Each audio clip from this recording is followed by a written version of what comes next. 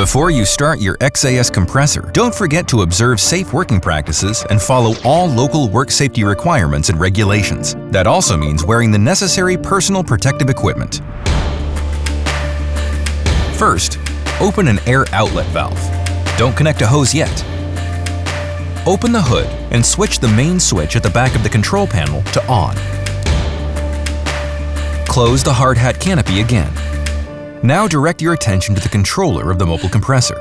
Turn the switch clockwise to position 1. This will turn on the temperature alarm lamp. Now turn the switch further clockwise into the next position.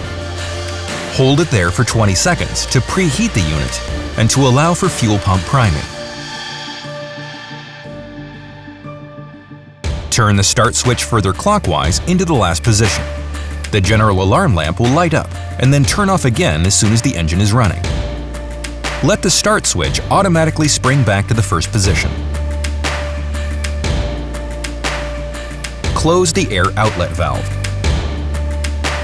Let the engine warm up for 3 minutes. In the meantime, you can prepare your hose and tool. First, connect the tool to its hose. Then, after warming up, connect the air hose to the compressor. Remember to always secure every connection with a whip check as a safety precaution. Gently open the air outlet valve. There you go! Your XAS mobile compressor is ready for action.